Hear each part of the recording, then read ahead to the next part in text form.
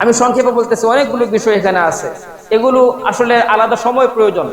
পশুর বয়সের ক্ষেত্রে গত সপ্তাহে আপনাদেরকে বলেছিলাম, উটের জন্য 5 বছর, গরু মহিষের জন্য 2 বছর, বকরি ভেড়া দুম্বার জন্য 1 বছর। বকরির ক্ষেত্রে 1 বছর পূর্ণ হওয়া জরুরি। ভেড়া আর দুম্বার ক্ষেত্রে 6 মাসের অতিরিক্ত হওয়ার পরে যদি মনে হয় এটাকে 1 বছরের মতো দেখা যায়, অর্থাৎ 1 বছরের ভেড়া অথবা 1 বছরের দুম্বা এর একটা পালের মধ্যে যদি ওই 6 মাসের উপরের ভেড়া বা দুম্বাকে ছেড়ে দেওয়া হয়, তফাৎ করা যায় না যে এটা 1 বছরের না 6 মাসের, তাহলে ওটা দিয়ে কুরবানি হবে। কিন্তু বকরির ক্ষেত্রে এই কথা নাই। বকরির ক্ষেত্রে পুরনো 1 বছর হওয়া লাগবে।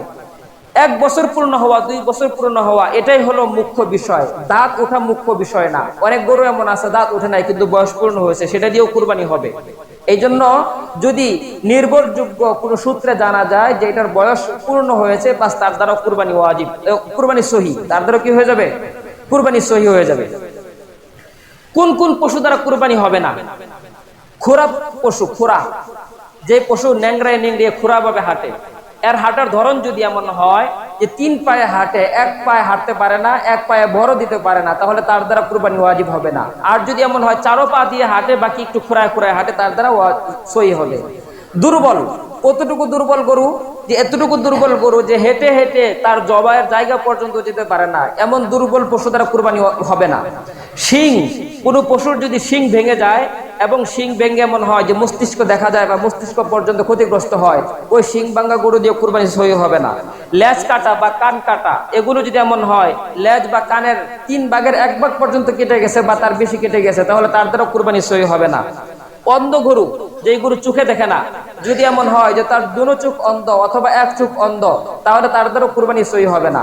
অথবা চোখ আছে কিন্তু একদম খুব কম দেখে চোখে, তার দ্বারা কুরবানি সহি হবে না। পাগল গরু, পাগল গরু যদি এমন হয় যে পুরা পাগল, তাহলে পুরা পাগল বলতে কিছু পাগল, বাকি নিজের বুঝ বুদ্ধি চলাফেরা এটা বুঝে, তার দ্বারা কুরবানি সহি। কিন্তু যদি এত পাগল হয় যে সে তার খাবারটাও সে চিনে না, তাহলে তার দ্বারা কুরবানি সহি হবে না।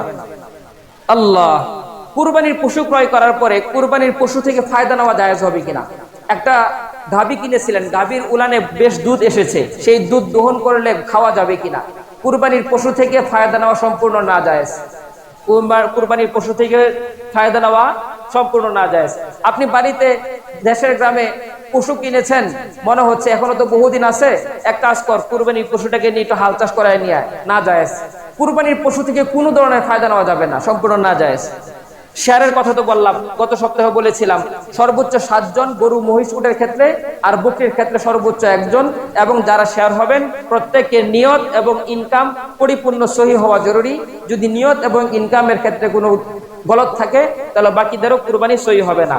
শেয়ারের ক্ষেত্রে যদি কেউ আকিকার নিয়ত করে সেটাও সহি হবে। বাকি আকিকার ক্ষেত্রে মনে রাখা, যদি ছেলের পক্ষ থেকে আকিকা হয় তাহলে 2টা শেয়ার নিতে হবে গরুর জন্য, বকরি হলে 2টা বকরি। আর যদি মেয়ে হয় তাহলে গরুর মধ্যে শেয়ার নেবেন 1টা, মনে থাকবে। যদি ছেলের পক্ষ থেকে আকিকার নিয়ত করেন তাহলে হবে 2 শেয়ার, আর মেয়ের পক্ষ থেকে হলে 1 শেয়ার। জবাইয়ের ক্ষেত্রে যেটা বললাম দিনে রাত্রে, আরেকটা কথা জবাইয়ের ক্ষেত্রে খুবই গুরুত্বপূর্ণ, জবাই নিজে করা উত্তম। জবাই নিজে করা উত্তম। যদি মনে করি যে না, আমার জবাইটা আমি না বরং কোনো আলেমকে দিয়ে করাবো, সেটা ভালো হতে পারে। বাকি জবাই করানোর ক্ষেত্রে যদি এমন হয় একটা পশুর দম যাওয়ার আগ পর্যন্ত, মানে পুরোপুরি নিস্তেজ হওয়ার আগ পর্যন্ত একাধিক মানুষ তার মধ্যে ছুরি ধরবে, একাধিক মানুষ তার মধ্যে ছুরি ধরবে, তাহলে প্রত্যেককেই বিসমিল্লাহ বলতে হবে। কথা বুঝেন নাই? হোক একজন আলেম, তিনি জবাই করে গেলেন, এখন যিনি কষায় আছেন বা আপনারা আছেন মনে করতেছেন আরেকটু পুষ দিয়ে তাড়াতাড়ি মারা যাবে, ওই পুষ দেওয়ার সময় আপনারও কি করতে হবে? বিসমিল্লাহ বলতে হবে।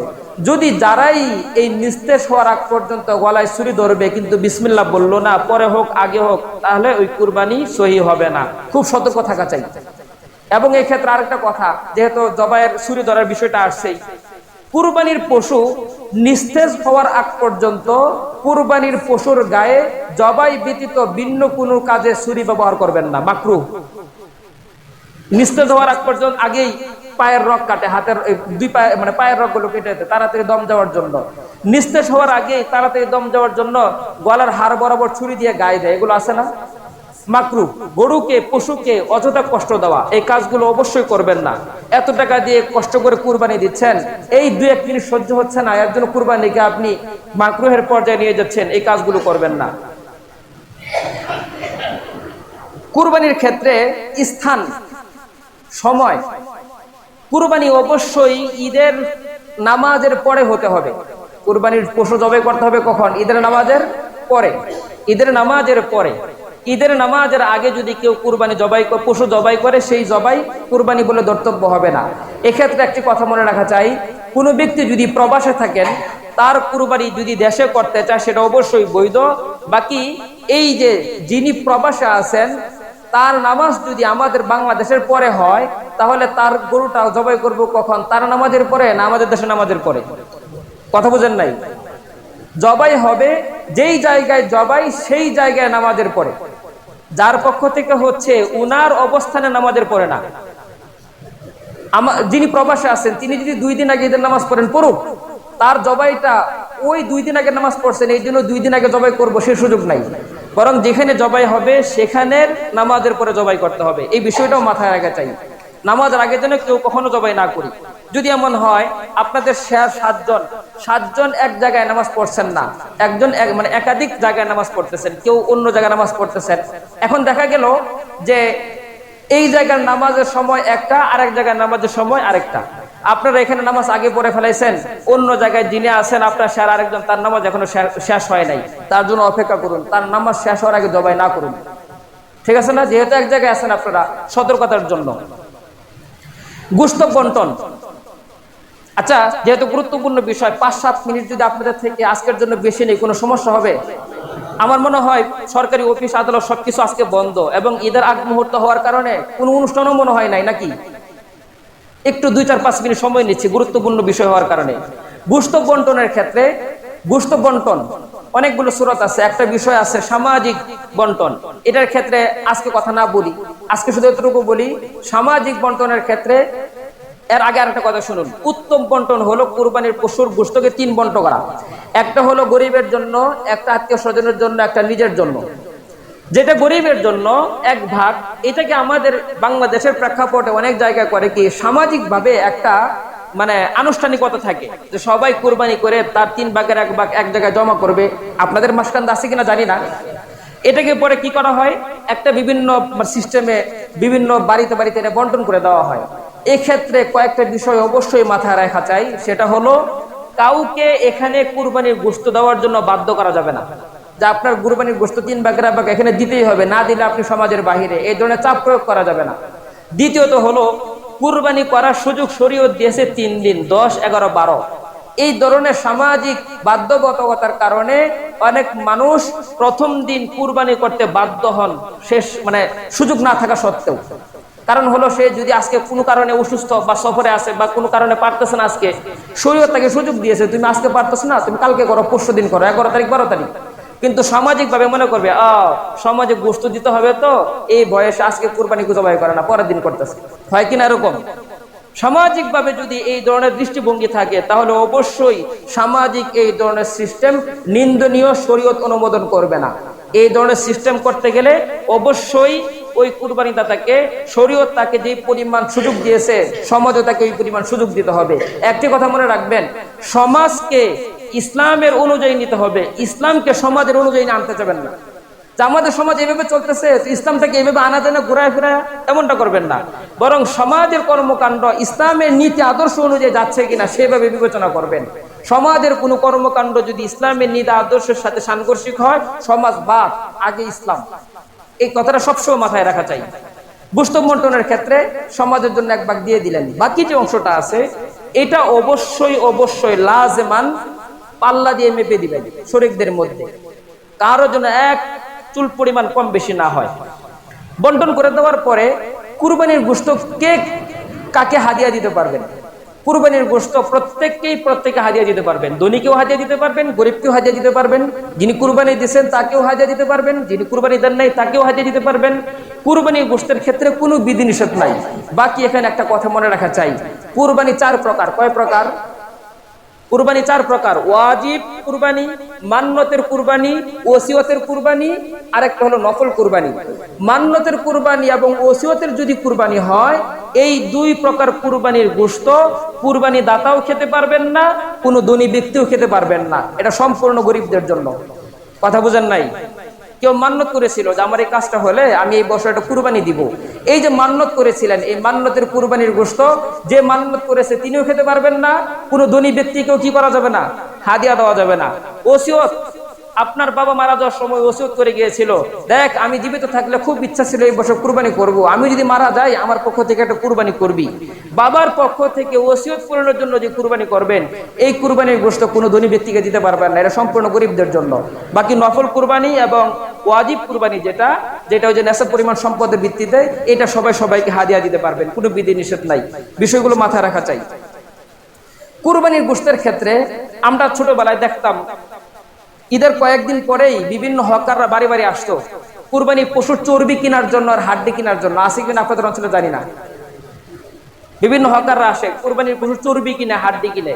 কুরবানির পশুর কোনো অংশ বিক্রি করা না জায়েজ। কুরবানির পশুর কোনো অংশ বিক্রি করা না জায়েজ। মেহরবানি করে কেউ এগুলো বিক্রি করবো না। কুরবানির গোশত এটা দিতে হবে সম্পূর্ণ হাদিয়ার ভিত্তিতে অপরকে। এটাকে কখনোই কাজের বিনিময়ে পারিশ্রমিক হিসেবে দেওয়া জায়েজ নাই। যে আমার কাজ করেছে বাসায় কাজের লোক, তাকে আমি কিছু এই মাসের ঈদ বোনাস হিসেবে 5 কেজি গোশত দিয়ে দিলাম, সম্পূর্ণ না জায়েজ। অথবা একজন লোক এখন সময় কম, এখন পুরো প্রশ্ন নিতে চাচ্ছি না,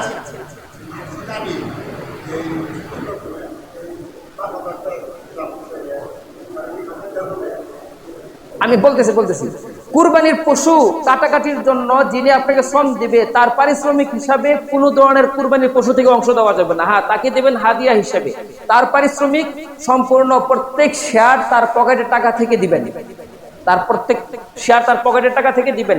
এই ভাই যেটা জানতে চেয়েছেন যে একজন কসাইকে নিযুক্ত করা হলো চুক্তি দিয়ে, যে আমার এই গরুটা বানায় দিবা, তোমাকে 5,000 টাকা দিব।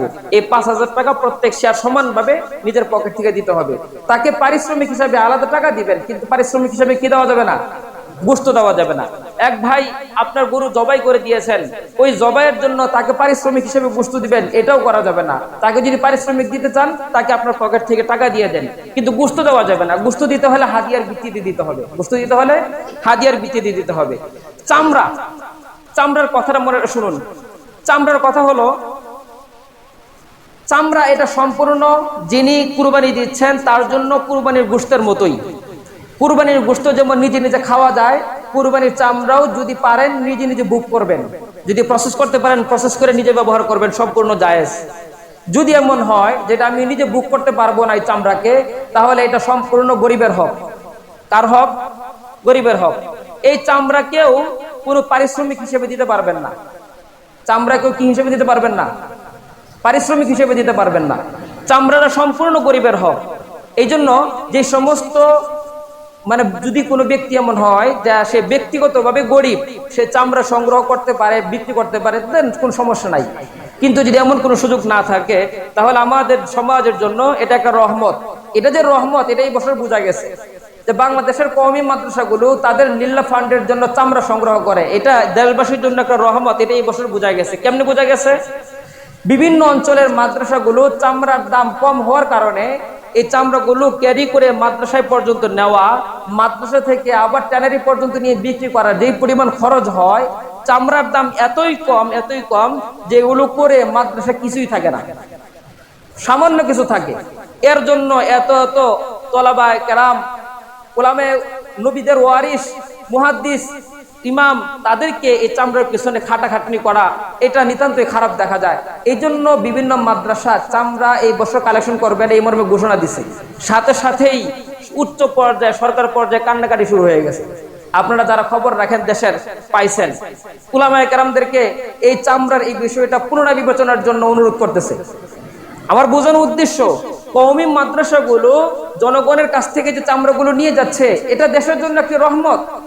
দেশের বড় একটি সম্ভাবনাময় শিল্পকে জিতিয়ে রাখতেছে কওমি মাদ্রাসা। যদি এই কওমি মাদ্রাসাগুলো চামড়াগুলোকে সংগ্রহ না করতো, আমি আপনি কুরবানি দাতারা চামড়া নিয়ে বিপাকে পড়তাম। এই চামড়া কি করব? এটা পরে ফেলানো ছাড়া কোনো উপায় ছিল না। ফেলাইতে গেলে কোথায় ফেলাবো? নদীতে ফেলাইলেও পরিবেশ দূষণের মামলা হবে। গত বছর মনে হয় যমুনা না কোথায় যেন এক ট্রাক চামড়া কে ফেলাইছিল, পরে খুঁজে বের করে মামলা দেওয়া হয়েছে তাকে, আল্লাহ মাফ করুন। এই জন্য এই চামড়া সংগ্রহ করার জন্য কওমি মাদ্রাসাওয়ালারা যে খেদমতটা করে, এটা এই জাতির জন্য রহমত। আপনাদের কাছে উদাত্ত আহ্বান থাকবে, আশেপাশে যে সমস্ত মাদ্রাসাগুলো আছে তাদের পক্ষ থেকে যদি আপনাদের কাছে কোনো ধরনের আহ্বান করা হয়, আহ্বান করার দরকার কি, প্রত্যেকে নিজ জিম্মাদারিতে উচিত এই চামড়াগুলো মাদ্রাসায় পৌঁছে দেওয়া। আপনার ধারে ধারে একজন তালেবে ইলম ঘুরবে কেন, একজন আলেম ঘুরবে কেন? আপনার উচিত এই চামড়াগুলো মাদ্রাসায় পৌঁছে দেওয়া, তাহলে সরাসরি লিল্লাহ জায়গা লিল্লাহ ফান্ডে চলে যাবে।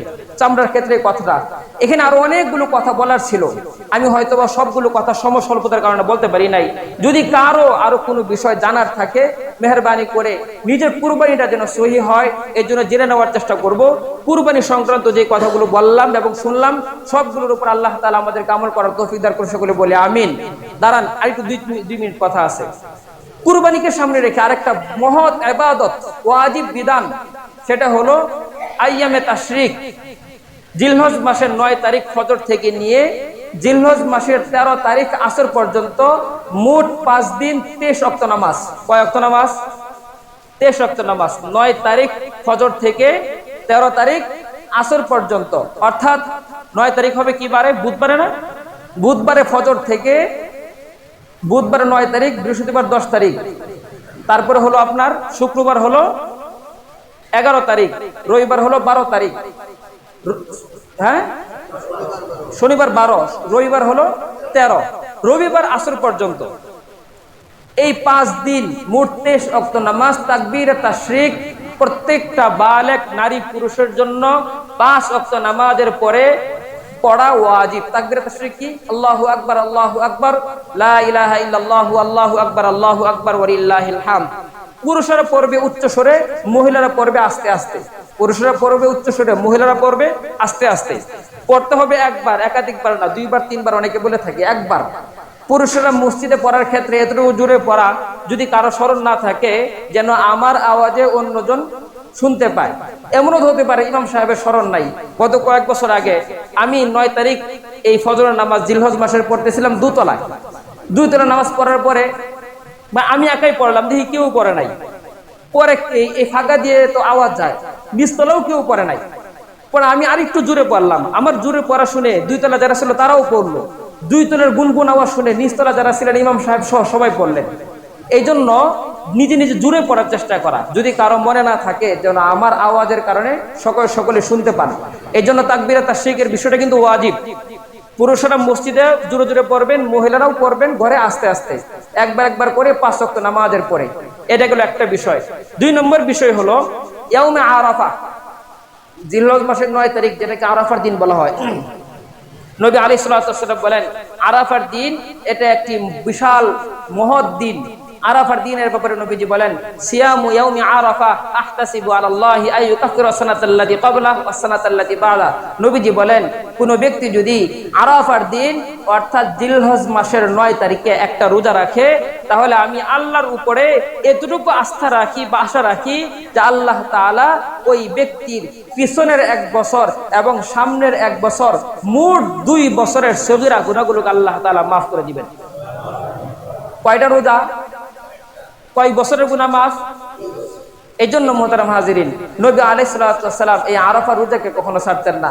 গত সপ্তাহে আপনাদেরকে শুনিয়েছিলাম যে জিলহজ মাসের চাঁদ ওঠা থেকে নিয়েই একদম ঈদের আগ পর্যন্ত রোজা রাখা, যদি কেউ করে থাকেন আলহামদুলিল্লাহ, যদি কেউ করে না থাকেন অন্তত পক্ষে এই 9 তারিখ, অর্থাৎ ঈদ তো হবে বৃহস্পতিবার 10 তারিখ, এর আগের বুধবারের দিন আমরা সকলে চেষ্টা করবো ইনশাআল্লাহ রোজা রাখার জন্য। চেষ্টা করবো তো ইনশাআল্লাহ, আল্লাহ তাআলা আমাদেরকে তৌফিক দান করুন। তৃতীয়ত আরেকটি বিষয়, ঈদের দিন এই কথাটা সামনে আর বলার সুযোগ পাবো না, একটা বিশাল ইবাদত ছুটে যাবে। ঈদের দিন যারা কুরবানি করব, আমরা যারা কুরবানি করব তাদের জন্য উত্তম হলো ঈদের দিনের সর্বপ্রথম আহার নিজের কুরবানির পশু থেকে খাওয়া। যিনি কুরবানি করবেন তার জন্য উত্তম ঈদের দিনের সর্বপ্রথম খাবার কোনটা হওয়া? নিজের কুরবানির পশু গোশত, নিজের কুরবানির পশুর গোশত। এই জন্য ঈদুল আজহার দিন ঈদগাহে আসার আগে কোনো কিছু না খেয়ে আসা সুন্নত।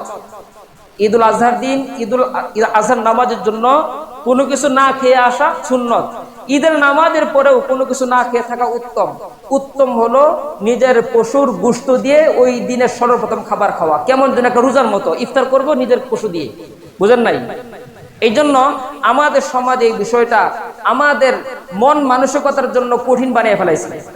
আমাদের মন মানসিকতার জন্য কঠিন বানাইছি কেন? বহু জায়গায় বহু দেশে এমন আছে যে ঈদের নামাজের জন্য ফজরের আগেই প্রস্তুতি নিয়ে মসজিদে আসে। ফজরের নামাজ হয়েছে তো যার যার মতো ইবাদত বন্দেগীতে লিপ্ত আছে, জিকির আজকারের মধ্যে। সূর্য উঠছে, সুবহে সাদেক হয়ে গেছে, সূর্য উঠার পরে হারাম ওয়াক্ত চলে গেছে, বাস এলান দিয়ে ঈদের নামাজ পড়তেছে। ঈদের নামাজ পড়া শেষ, বাড়ি দিয়ে সাথে সাথে জবাই করে গোশত বন্টন করে মাছ মোটামুটি 8টা 9টা 10টার ভিতরে গোশত পাকানো খাওয়ানো শেষ।